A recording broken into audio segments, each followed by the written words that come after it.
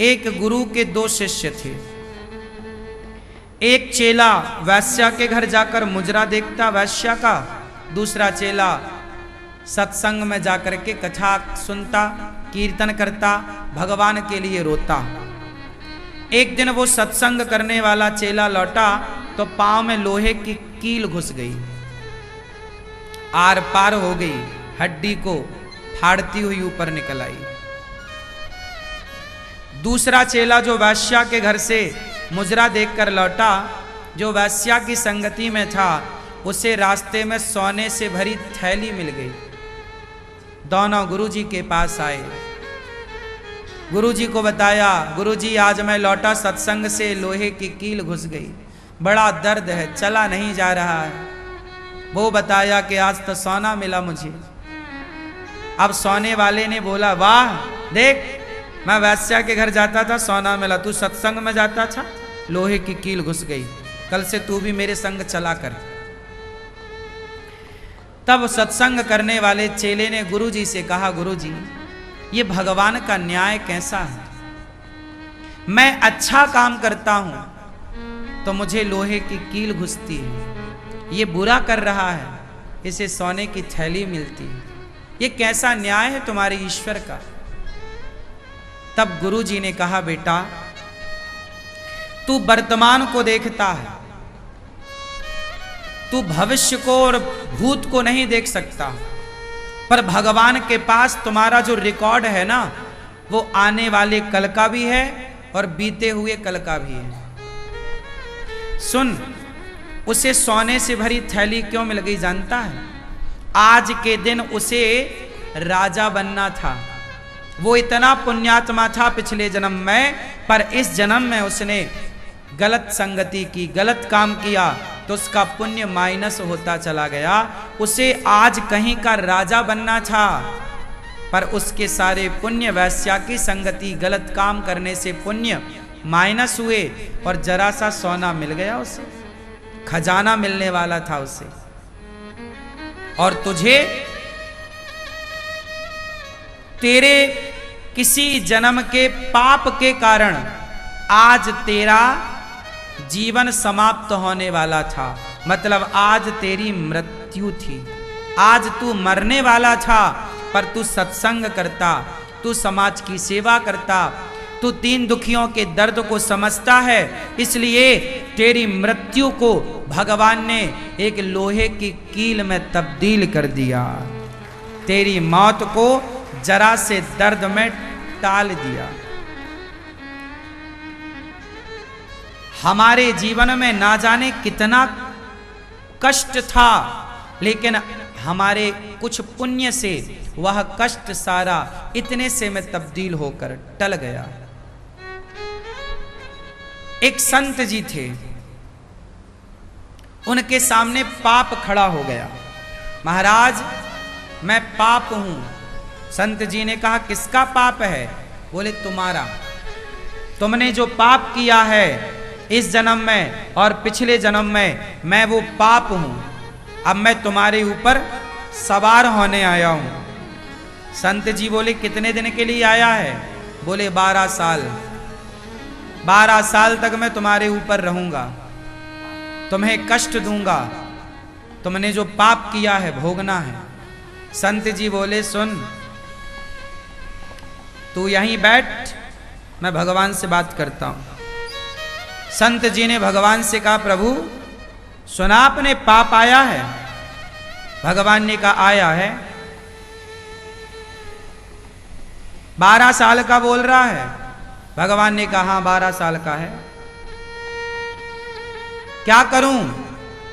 भगवान ने कहा, देख लो 12 साल का है, भोगना पड़ेगा।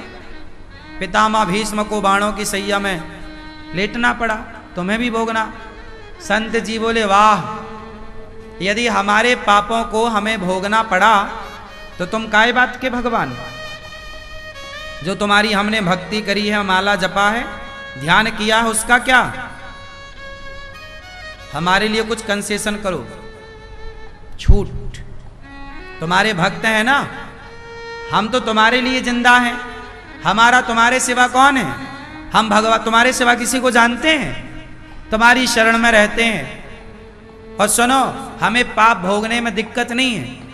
12 साल क्या 15 साल के लोग आए, हम भोगने को तैयार हैं। लेकिन जब वो आएगा तो हमारा शरीर रोगी हो जाएगा, और जब रोगी होगा तो तुम्हारी सेवा ना हो पाएगी। कौन तुम्हें भोग लगाएगा? कौन तुम्हारी सेवा करेगा? तो भगवान बोले अच्छा एक काम करो, 12 साल का पाप है ना, मैं तुम्हें 12 महीने के लिए कर देता हूं। बोले 12 महीने नहीं, और कम करो। अच्छा 12 दिन के लिए कर देता हूं। अरे 12 दिन आपकी सेवा कैसे होगी? 12 दिन आपकी, और कम करो। अच्छा 12 घंटे कर देता हूं। 12 घंटे बहुत। फिर अच्छा एक काम करो, 12 मिनट के लिए कर देता हूं। हाँ ये ठीक है। भगवान, आप देखो, आप लोगों को ये तो पता है कि आप भगवान के लिए क्या करते हो। माला जपते हो, नाम जपते हो, धाम जाते हो, पुण्य करते हो। आपको अपना तो पता है कि आप भगवान के लिए क्या कर रहे हो, पर भगवान आपके लिए कितना कुछ करते हैं वो आपको पता नहीं है। आपके जीवन में कितना सारा दुख था, कितना सारा कष्ट था। क्या आज लोगों के जीवन में दुख नहीं है? लेकिन आप भगवान की शरण में हो तो सालों का कष्ट, 12 वर्षों का कष्ट भगवान ने 12 मिनट में तब्दील कर दिया। मूकम करोति वाचालम पंगुम लंघयते गिरिम यत् कृपा तमहम वंदे परमानंदम माधवम। जब भगवान कृपा करते हैं ना तो गूंगा भी बोलने लग जाता है। मैं इस काबिल नहीं था कि वृंदावन धाम में आकर के आप सबकी सेवा करूं। ये मेरे पुण्यों का बल नहीं है, ये मेरे प्रारब्ध का फल नहीं है, ये प्रत्यक्ष मेरे बिहारी जी की कृपा है। मैं नहीं था काबिल, मैं इस योग्य नहीं था, ये कृपा है। आप वृंदावन आए हैं, ये आपका प्रारब्ध नहीं है, ये आपका भाग्य नहीं है। तुम्हारा भाग्य वृंदावन ला सके, भाग्य में इतनी ताकत कहाँ है? ये तो बिहारी जी की कृपा है कि आप वृंदावन में हैं। हर चीज भाग्य से नहीं होती, कुछ चीजें कृपा से होती। बात समझ में आ रही है? सुभद्रा को कहा भगवान ने कि बहन तू कहे तो तेरे बेटे को मैं जीवित कर दूं, अभिमन्यु को।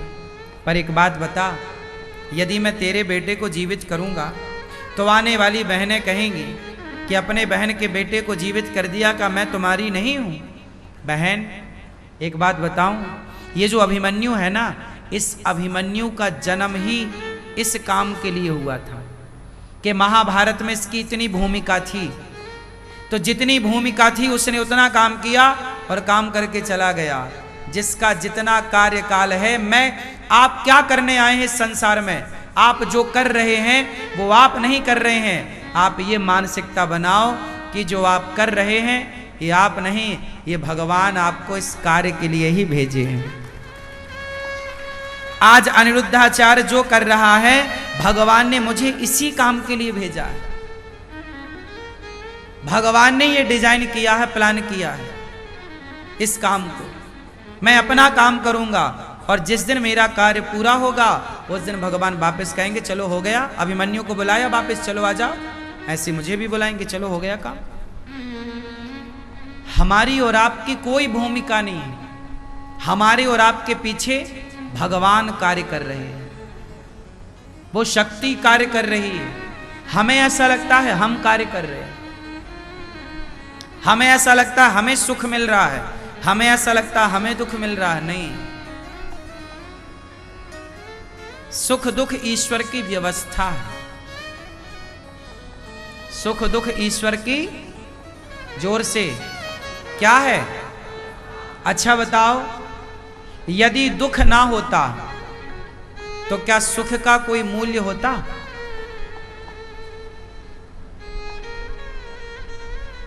नहीं होता ना। ये गुलाब का फूल है और यह एक गेंदे का फूल है लगभग। दोनों पुष्पों में कौन सा फूल महंगा है जरा आप बताओ? बाजार में किसकी कीमत ज्यादा है? क्यों? क्या आप उत्तर दे पाएंगे? क्यों? दोनों ही पुष्प हैं, पर कीमत गुलाब की क्यों है? क्योंकि ये जो गेंदा होता है ना, ये कांटों के बीच में नहीं होता, और ये जो होता है कांटों के बीच में होता है। कांटों के बीच में रहने से इसकी कीमत ज्यादा है।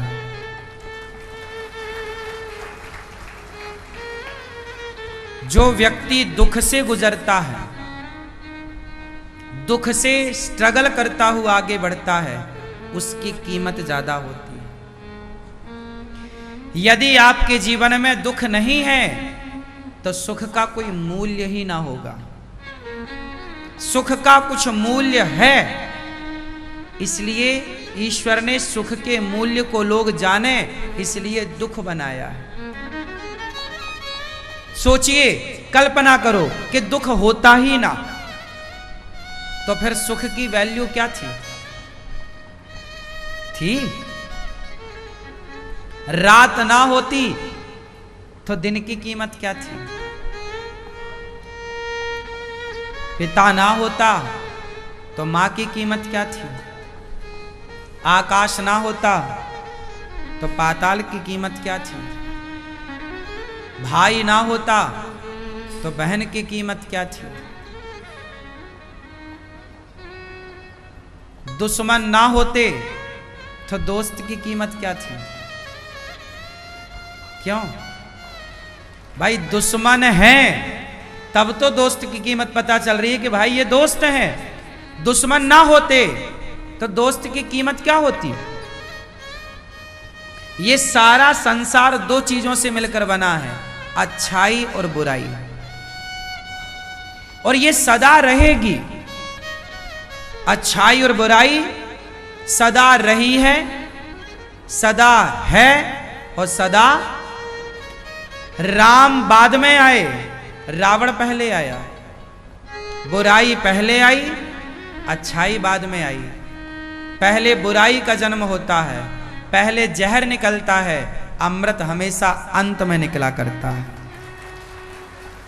इसलिए आज आपके साथ कुछ बुरा हो रहा है, कुछ आज आपका समय बुरा चल रहा है, घबराइए मत, धैर्य रखिए।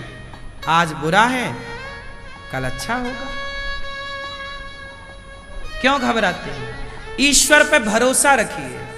तुम्हारे सूत्रधार भगवान हैं, भरोसा भगवान पे रखिए। भगवान के लिए रोइए, भगवान से प्यार कीजिए। भगवान के सिवा किसी पर भरोसा ना कीजिए, भगवान को अपना मानिए।